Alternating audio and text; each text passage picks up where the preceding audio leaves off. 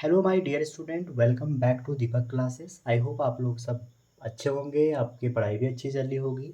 और आज हमारा जो वीडियो है वो वीडियो है बच्चों डीएनए सीरीज।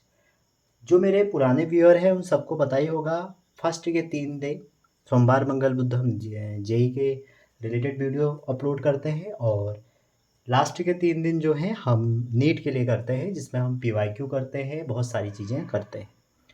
आज जो वीडियो है वो बहुत स्पेशल वीडियो है। वैसे तो ये वीडियो स्पेशली फिजिक्स स्टूडेंट के लिए है, चाहे वो जेई दे रहा है, चाहे वो नीट दे रहा है या कुछ भी दे रहा है। लेकिन फिर भी मैं कहूँगा कि नीट वालों के लिए सबसे ज़्यादा बेनिफिट देगी ये वीडियो, क्योंकि जेई में हो सकता है कि इस वीडियो से क्वेश्चन आएंगे जो कि आते भी हैं, ठीक है, लेकिन नीट में तो आएंगे ही आएंगे, ये कंफर्म है।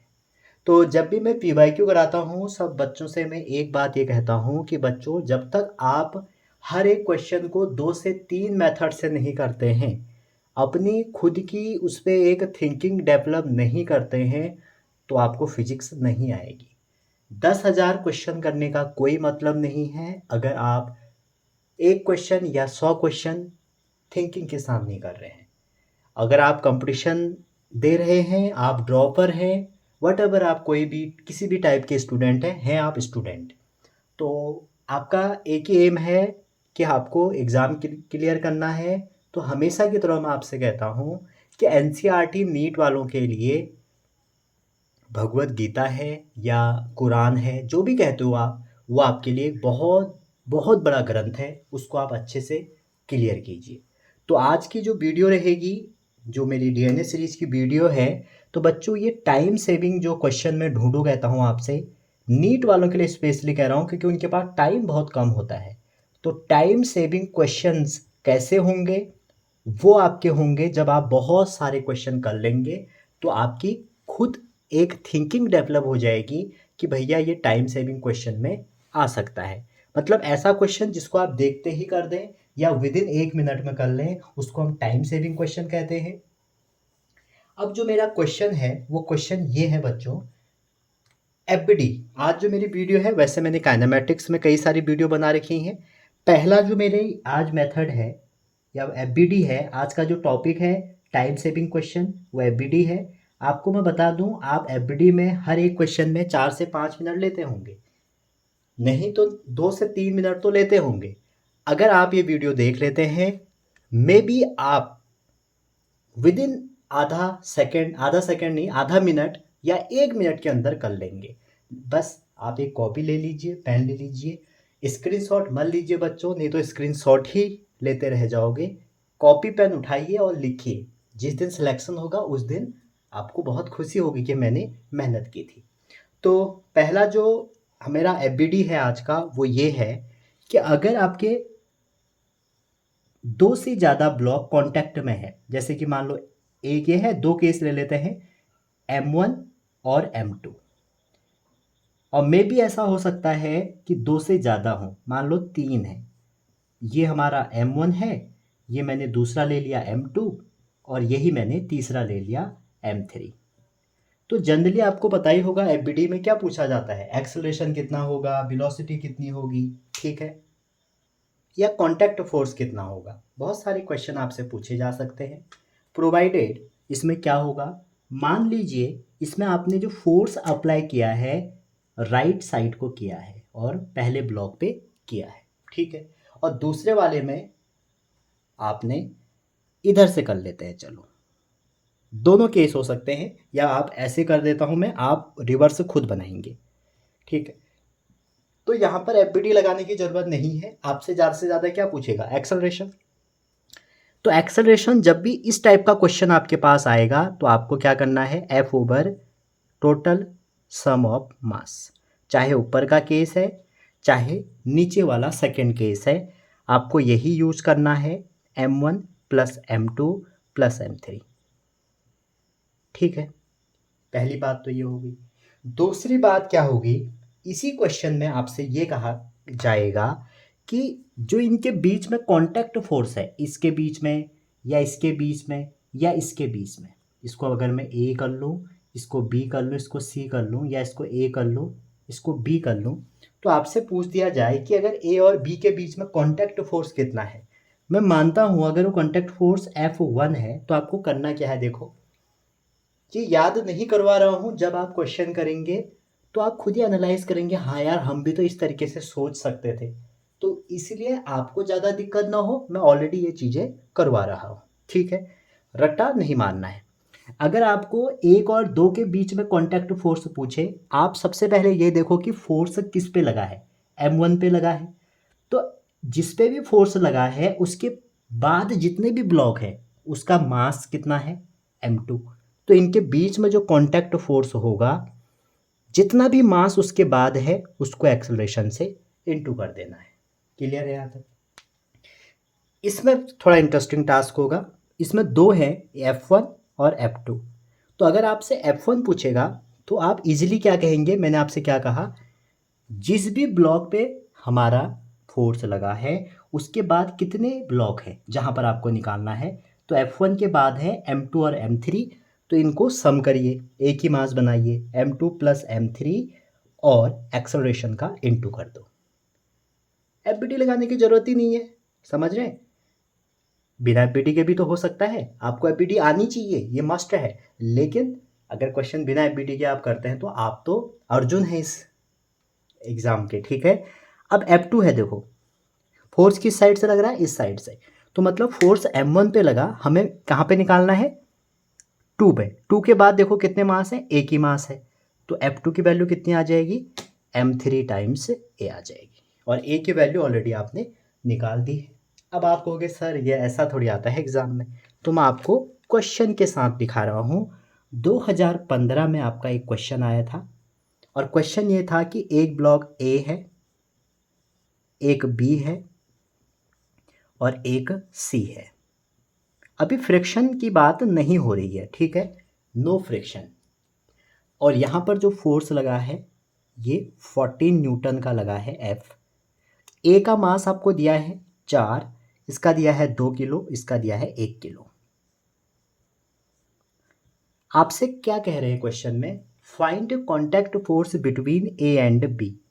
क्वेश्चन कह रहे हैं, आपके PYQ में आया है, find contact force between A and B. तो मैंने आपको क्या बताया, मैंने आपको बताया किसके बीच निकालना है, ए और बी के बीच। मान लो ये F1 है, तो F1 की जो वैल्यू होगी बच्चों वो कितनी हो जाएगी, इसके बाद कितने मास है, बी का है, सी का है, तो मतलब mass of B plus mass of C और इनटू टोटल एक्सेलरेशन। और एक्सेलरेशन कैसे निकालते हैं, आपके सामने फॉर्मूला है, फोर्स कितना है 14 और मास का सम कितना हो जाएगा, 4 2 6 और 1 7, तो कितना आ जाएगा 2 मीटर पर सेकेंड। तो ये हो जाएगा आपका M3, 2 और 1 3 और 3 2 जा 6। ये आपका आंसर हो गया। मुझे नहीं लगता, मैं आपको बता रहा हूँ इसलिए 1 मिनट लग रहा है, आपको आधा मिनट लगेगा। तो डरो मत बच्चों, अगर आपको डर रहेगा किसी भी चीज़ के प्रति या कोई भी क्वेश्चन या कोई भी कंसेप्ट के प्रति, तो आप नहीं सीख पाओगे। आप उसको सीखो, मल्टीपल रिसोर्स से सीखो। अगर आपको फिर भी डाउट रहता है तो आप कमेंट करो। तो पहला टाइम सेविंग क्वेश्चन अगर इस टाइप का आएगा तो आप ऐसे कर सकते हैं। अब मैं दूसरा केस ले रहा हूँ। दूसरा केस ये है बच्चों, जब मोशन ऑफ ब्लॉक है कॉन्टैक्ट बाय मासलेस स्ट्रिंग। अगर ये मासलेस स्ट्रिंग से कनेक्ट है तो एक्सलेरेशन कितना होगा, और इसके बीच में अगर टेंशन मान लो T है या इसके T1 है T2 है तो इनकी वैल्यू क्या होगी। बस कॉन्टैक्ट फोर्स बदल गया है, और इस बार मैंने फोर्स इधर लगाया है। पीछे वाले क्वेश्चन में आप भी राइट लगा के एक बार देख लेना, इसमें मैंने लेफ्ट नहीं लगाए, ठीक है, क्योंकि एक मैंने लेफ्ट वाला आपको बता दिया है। तो एक्सेलरेशन आप आंख बंद करके कह सकते हो सर एक्सेलरेशन तो F/m1 प्लस m2 होगा। कोई टी की वैल्यू बता पाएगा, देखो जिस साइड फोर्स लगा है उसको देखो, यहाँ लगा है, उसके बाद मास है, उसके बाद टी है, तो इस टेंशन के बाद कितने मास हैं, एक मास है, तो उसी मास को आप ए से इंटू कर दो, ठीक है। सेम यहाँ पर लगेगा, एक्सेलरेशन कितना हो जाएगा भैया, F/m1 plus m2 plus m3, मास का सम कर देना है नीचे और फोर्स से फोर्स को डिवाइड कर देना है। अब आपको T2 निकालना है, तो T2 कैसे निकलेगा, देखो T2 के बाद कितने मास हैं, जिस साइड फोर्स लग रहा है वहाँ नहीं, इधर पीछे, जहाँ भी फोर्स लग रहा है उसकी रिवर्स डायरेक्शन में देखो, T2 के बाद कितने मास हैं, 1 और 2। तो आंसर क्या हो जाएगा, m1 plus m2 times a। और वहीं T1 का अगर आप निकालोगे तो T1 हो जाएगा m1 टाइम्स a, क्योंकि T1 के बाद कितना मास है, 1 है। हमेशा उस साइड देखना है जहाँ फोर्स नहीं लगा है, ठीक है। अब इसी का क्वेश्चन आपका नीट का एक क्वेश्चन उठाते हैं। क्वेश्चन ये है बच्चों कि एक 2 किलो है, यहाँ पर फ्रिक्शन नहीं है, ये बात ध्यान रखना, फ्रिक्शन के केस ये नहीं है और आपके एग्जाम में भी नहीं आता। और ये 3 किलो है और ये जेई में भी आया था, इसीलिए मैं कह रहा हूँ ये जेई वालों के लिए इम्पोर्टेंट है अगर आप देखना चाहें, ठीक है। बहुत लोगों में ईगो होता है, नहीं भाई हम तो नहीं देखेंगे। भाई आप तो फिजिक्स सीख रहे हैं ना। अभी मैं फोर्स इधर लगा देता हूँ, ये 10 न्यूटन है, ठीक है। आपसे इस क्वेश्चन में कहा गया है कि हमारा अगर ये फोर्स 10 न्यूटन है तो T1 दे देते हैं यहाँ पे, T1 की वैल्यू बताओ और T2 की बताओ। T1 निकालना है, ये आपके नीट का एक क्वेश्चन है जब एम्स हुआ करता था, और T2 निकालना है। तो सबसे पहला काम क्या है बच्चों, सबसे पहला काम है एक्सेलरेशन निकालना।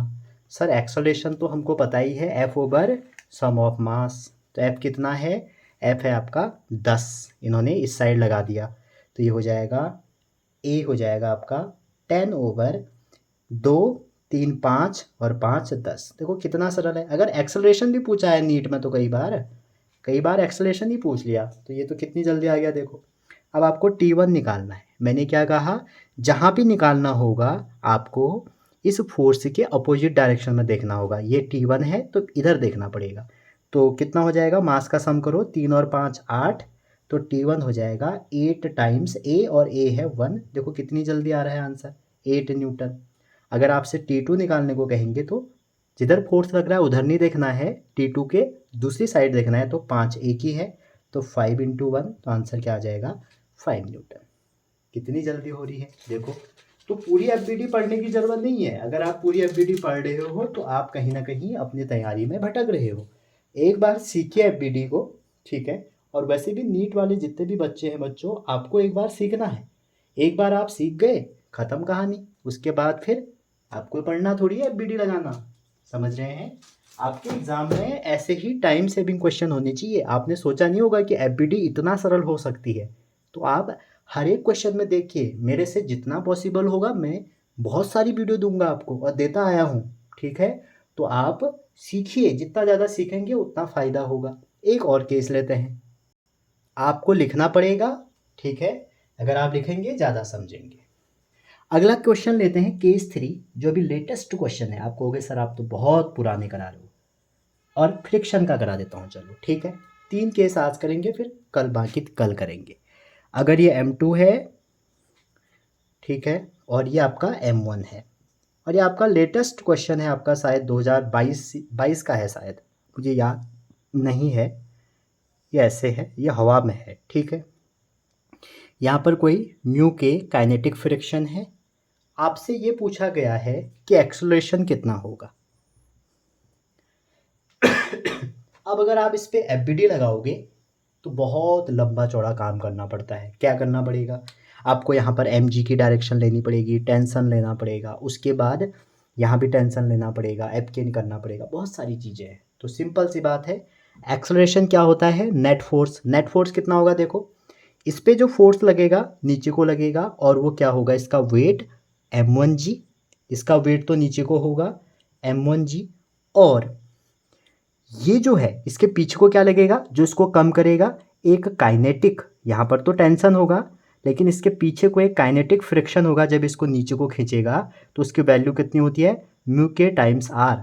तो उस फोर्स को आप माइनस कर दो अपॉन में टोटल मास का सम। कितना सरल क्वेश्चन है सर। सर ये टेंशन कितना होगा इसको भी बता दो। भैया टेंशन इक्वल टू m1g। और जब आपके क्वेश्चन पूछा था नीट में, वो ये पूछा था, सेम क्वेश्चन था, मैं डेटा लिख देता हूँ। उन्होंने कहा था इसको हम 10 किलो दे रहे हैं आपको, और इसको दे रहे हैं 2 किलो, और आपसे ये कहा था म्यू के की वैल्यू 0.5 है।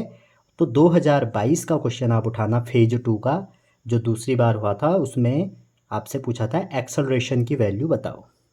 जो एफबीटी लगा रहे हैं लगाओ, अगर आप इस पर एफ बी डी लगाना है लगाओ, कैसे करोगे, टी इक्वल टू m1g, उसके बाद इस पर लगाओगे एफ बी डी, तो क्या हो जाएगा भैया, तो हो जाएगा टी इक्वल टू क्या आएगा, टी इक्वल टू क्या कर दिया मैंने, m1g।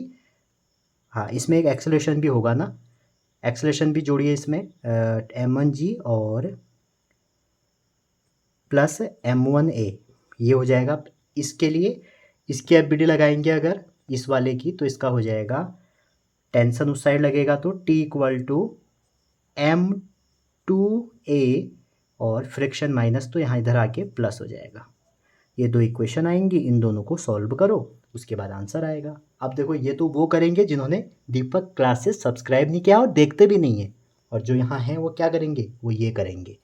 m1 सर m1 है 2 और g है 10, तो 20 हो गया।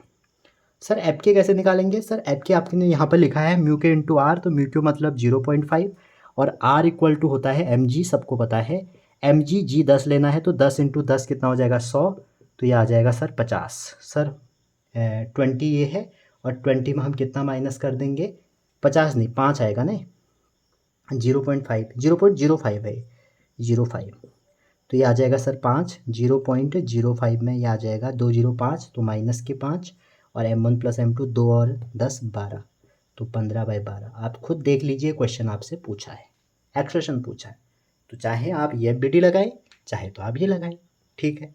तो ये थे आज के हमारे कुछ 3 ऐसे ट्रिक्स जो आपके टाइम सेविंग क्वेश्चन निकालने में बहुत मदद करने वाले हैं।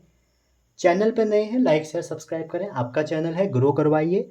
और आपको कोई चीज़ नहीं आती है तो आप कमेंट करिए, मैं उस पर वीडियो विदिन 24 आवर जैसा कि बनाते आया हूँ बनाऊँगा, ठीक है।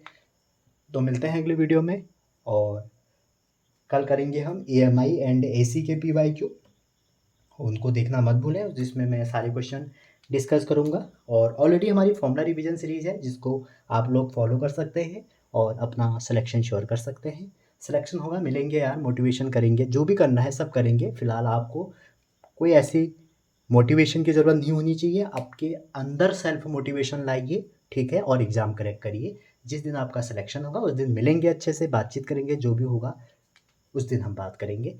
तो मिलते हैं अगली वीडियो में, तब तक अपना ध्यान रखिए, विशिंग ऑल द बेस्ट।